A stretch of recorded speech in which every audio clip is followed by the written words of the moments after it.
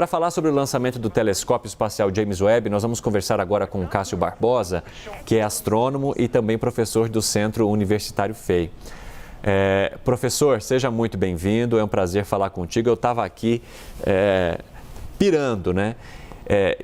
Imaginando um olhar para o passado, né? Por meio da luz. Ajude a traduzir isso para a gente. É como se a luz que está percorrendo bilhões de anos chegasse, batesse ali nos espelhos do James Webb e contasse para a gente uma história. Bem-vindo, Feliz Natal para você. Bom dia, Evandro, bom dia pessoal aqui da CNN, Feliz Natal para todo mundo.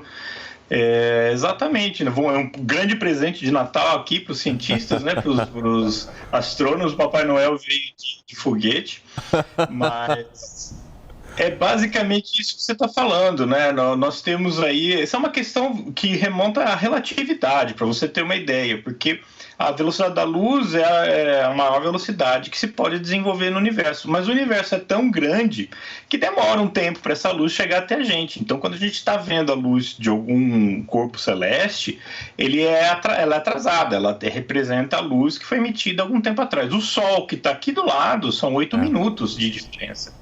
E quando a gente fala dessas galáxias, aí nós estamos falando de bilhões de anos, e outro efeito dessa relatividade, da expansão do universo, é que a luz, que ela sai azulada, né? Ela é emitida ali no azul, no ultravioleta, ela vem se deslocando para o vermelho. Isso é um efeito da galaxia.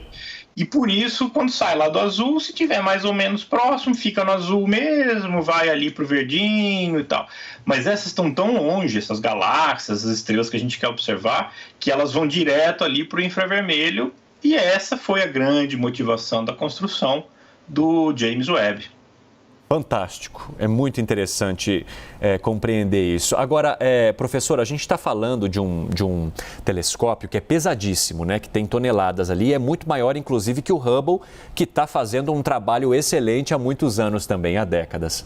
Qual que é a dificuldade de enviar um telescópio deste peso para o espaço para a gente conseguir também compreender o tempo que eles levaram, o atraso que eles tiveram e o tamanho dessa operação por meio desse foguete não tripulado Ariane 5 que saiu ali da Guiana Francesa? Quando o projeto começou a tomar forma, ele tem a primeira limitação dele é fazer o tamanho de acordo com o carreto, né? A gente tem que otimizar o tamanho do telescópio em função do foguete que tem a capacidade de levar. E na época era o Ariane 5. Que estava sendo ali finalizado e que tem uma capacidade, ele tem, se não me engano, 5 metros de diâmetro de capacidade. Por isso precisou fazer um telescópio que dobrasse dentro dele mesmo, para que coubesse, né? Ele tem 6 metros, coubesse ali com toda a proteção dentro desses 5 metros. Aí ficou 6 metros e ele dá 2 dobras, né, nele mesmo. E outra coisa aí que começa a justificar o atraso e o estouro do orçamento é que precisou ser inventadas novas tecnologias. Essas tecnologias não existiam na época, então ela precisou ser inventada, testada, desenvolvida e testada de novo, porque é um evento único, não tem jeito de errar, não tem margem para, deu um probleminha aqui, vamos refazer, vamos mandar alguém, não tem jeito. Não tem, né? Ele vai ficar... Ele não foi projetado para ter intervenção de ninguém depois. Não dá para fazer manutenção, né? Não dá. Esse não foi projetado para fazer manutenção e ele vai ficar 1,5 milhão de quilômetros de distância. Então não tem como mandar ninguém para lá, nem o Bruce Willis, nem o Matt Damon vão conseguir fazer manutenção nesse bichão aí. O Hubble foi projetado para ser feita a manutenção, então ele tem módulos, né? Chega lá, tira um módulo, põe outro, beleza, um fusível. E tá a 600 quilômetros de distância, né? Uma coisa assim, tipo São Paulo-Rio, São Paulo no final do estado, quase ali no Mato Grosso. Então é uma coisa viável, né? De ser feita, mas o James Webb não. Agora, professor, a gente viu ali que sensação dos cientistas, dessas pessoas todas que estão trabalhando para mandar o James Webb para o espaço é tão significativa, e alguns disseram, quanto a missão Apollo, por exemplo, né, que levou o homem à Lua. Realmente é tão grandioso quanto, e as descobertas também podem ser tão grandiosas quanto foi a missão Apollo? Olha, eu até diria mais. A missão Apollo foi um grande feito tecnológico, grande feito estratégico, mas ela não era exatamente científica, ela era mais no cunho estratégico militar, de geopolítico. No finalzinho ela ganhou um cunho científico, aí sim, as descobertas foram fabulosas. Nós confirmamos, né, a teoria de que a Terra a Lua fez parte da Terra, né, foi separada por uma grande colisão e tal. Com o James Webb, nós vamos preencher uma lacuna das teorias de formação do universo que a gente não tem acesso com o Hubble. O Hubble chega até um limite, como você estava falando bem, e depois disso tem um grande escuro, porque a luz que a gente precisa captar está no infravermelho e o Hubble não faz. Levemente, mas não naquele limite. E o James Webb foi projetado para isso, para pegar a luz das primeiras galáxias. E aí pegar a gente tem de 300 mil anos, 380 mil anos de idade do universo, e depois tem um espaço que a gente não, de tempo que a gente não tem nenhuma informação, e começa com mais de 600 milhões de anos. O James Webb vai justamente observar essa lacuna, né, preencher essa lacuna. E uma outra questão que veio depois, que foi dos exoplanetas. Os planetas fora do sistema solar, foi descoberto aí em 1994, ele já estava lá sendo projetado, mas a questão de você saber se o exoplaneta tem atmosfera, ou seja, né, dando um salto maior ainda, se ele pode ter vida ou se tem vida, o James Webb que vai dar uma indicação. Professor do céu. Olha. No céu Agora, professor, o senhor estava explicando que ele foi... É como se fosse uma peça que você dobra para levar até o espaço, aí lá ele vai abrir e os espelhos vão ficar expostos. E qual que é a importância de ter espelhos captando luz de todos os lados? Explica para a gente um pouquinho a formação desse James Webb. O que a gente está mais acostumado a ver são aqueles espelhos inteiriços, né? Você pega uma peça, um bloco, faz o polimento, depois passa alumínio para ele virar um espelho, para fazer reflexão. Mas nesse caso não daria, né, para colocar um bloco pesado, como é o Hubble, né? Diga-se de passagem. E por isso que ele foi com 2,5 metros. Como precisava ser 6 metros, não daria para fazer um bloco só. E aí foi pensado o seguinte: painéis hexagonais, como favos de mel, né, que vão se encaixando, e cada um com um tamanho, mais ou menos de 1 metro de comprimento, um pouquinho menor, se não me engano, que aí você encaixa como peças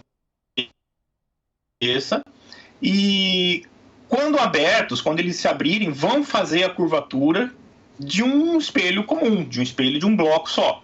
Ele fica mais leve. Já começa essa vantagem. E segundo, que ele é modular, né? Tanto poderia ser destacado e colocado no lugarzinho certo, como dobrado, como foi a solução encontrada, né? Porque não tem como colocar no lugar assim, sem uma intervenção de algum astronauta. Então, coloca ele fechado nele mesmo e ele abre no momento correto. Depois é feita um ajuste fino desses painéis para que ele atenda a curvatura do projeto. E aí todo esse controle é feito por meio dessas agências espaciais, né? Uma parceria das 3 agências espaciais, americana, europeia e canadense. Mas aí tudo é feito à distância, eles conseguem controlar tudo isso daqui. Exatamente. Nesse caso, quem vai fazer esse controle é a NASA. A agência europeia, a ESA, contribuiu com o lançamento e com o rastreio. Então, depois que a gente vê ali o telescópio sendo ejetado, entrando em rota lá do ponto final dele, passa a ser responsabilidade da NASA. E a canadense vai cuidar muito, tem um braço, se não me engano, que vai fazer o desdobrar lá a parte secundária e também a armazenagem de dados. Mas depois que ele abrir, quem vai fazer toda essa caracterização vai ser a NASA e checar peça, painel por painel, se está na posição correta, com uma precisão assim mais do que milimétrica. Vai ser uma coisa realmente compatível, por exemplo, com o tamanho de células humanas. Elas precisam ter um tamanho, né, uma posição mais precisa do que o tamanho de uma célula. Professor, durante o lançamento ali, né, e no momento em que ele foi se movimentando, a NASA, a Agência Espacial Americana, ela foi mostrando os locais, os pontos na Terra por onde o telescópio estava passando. E aí, segundo informações aqui, né, da nossa produção, ele também passou sobre a cidade de Natal, no Rio Grande do Norte. É natural que ele vá, de fato, se movimentando, em que em nenhum momento ele fique estável em um ponto. É o tempo todo se movimentando e captando tudo aquilo que vem de todos os lados e em que os espelhos possam, de fato, mostrar. E aí a gente tem a imagem dessa demonstração que foi feita pela NASA, e aí eles identificam ali Natal no pontinho. Isso é muito interessante. Então, quem estava em Natal, se olhou para cima, podia dar um tchau, que o James Webb estava ali captando a luz dessas pessoas, porque Natal tem gente muito cheia de luz, né? Agora, professor, então é uma movimentação constante? Sim, quando entra em órbita, você tem que ter uma velocidade. Para entrar em órbita, você tem que ter uma velocidade aproximada de 27 mil quilômetros por hora. Senão, a atração da Terra é forte o suficiente para puxar de volta. E a gente, né, não quer ficar lá em órbita, precisa ter essa velocidade toda. E faz esse sentido, porque aproveitou o empurrão, né? A Terra está girando, e aí aproveita que isso está subindo e conforme vai ficando mais alto, né, vai sendo jogado para essa direção, porque tem a velocidade da Terra girando, fazendo esse empurrãozinho adicional. E essas estações são estações de rastreio, elas estão constantemente em comunicação com o foguete, né, ainda não destacou a carga, para saber, né, toda a telemetria, temperatura, velocidade, se está indo tudo bem, se os foguetes colocaram na altura correta, se está na velocidade correta. E Natal é a estação mais o leste do Brasil, né? A estação mais leste da América do Sul, diga-se de passagem. Então ela faz esse apoio também, os lançamentos da NASA, os lançamentos de Kourou, principalmente, porque está aqui na Guiana, né? Que segue essa trajetória de passar aí pelo norte do Brasil. Então, por como era dia, vai ser meio difícil o pessoal de Natal ter visto, mas ali no Amapá, ontem, é bem capaz de ter visto a fumacinha. O tempo tá ruim, né? Se tivesse tempo bom, conseguia ver a fumacinha do foguete enquanto ele estava escalando para chegar aí a 230 quilômetros, que nem está agora.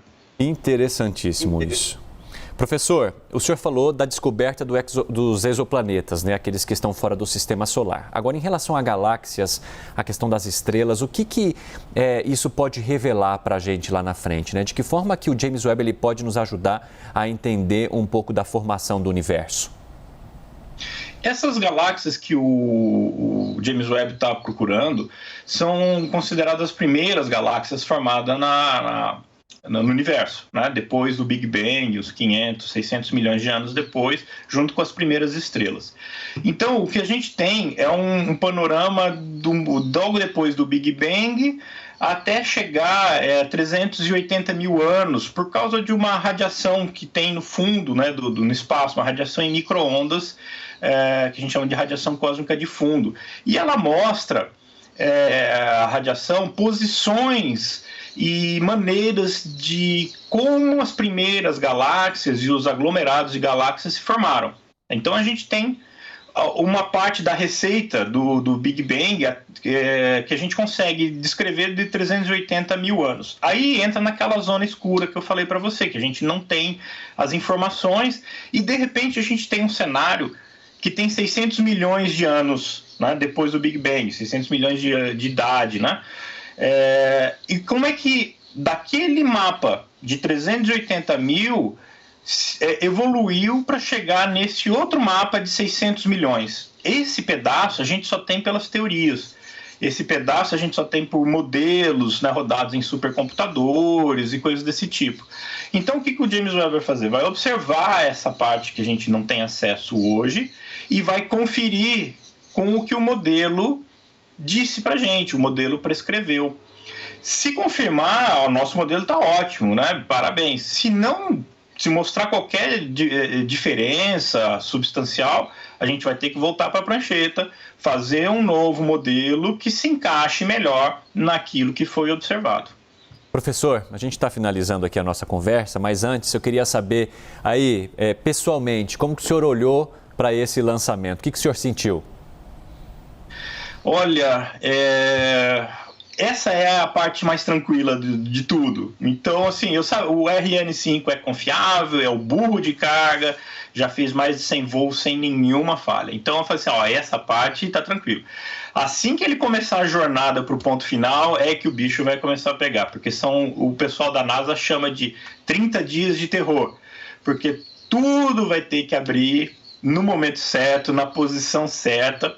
São mais de 300 pontos móveis que uma falha só desses 300 inviabiliza o projeto de 10 bilhões de dólares. Então, essa foi a parte, assim, tranquilo, né? Tamo aí, beleza, parabéns, aí, vai foguetão. Agora começa, viu, Evandro? Agora começa a ansiedade subir.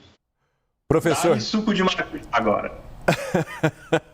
Professor Cássio Barbosa, astrônomo, professor do Centro Universitário FEI, muito obrigado por conversar com a gente, por falar de uma forma tão didática, tão prática, para que as pessoas consigam entender esse grande mistério, que é o universo. Muito obrigado, viu? Feliz Natal para você e para a tua família. Feliz Natal também, Evandro, você, pessoal aí do Plantão do CNN, e é sempre um prazer. Estou aqui à disposição para falar sobre assunto divertido assim, eu estou sempre aqui. Muito obrigado, até mais. Bom, até mais.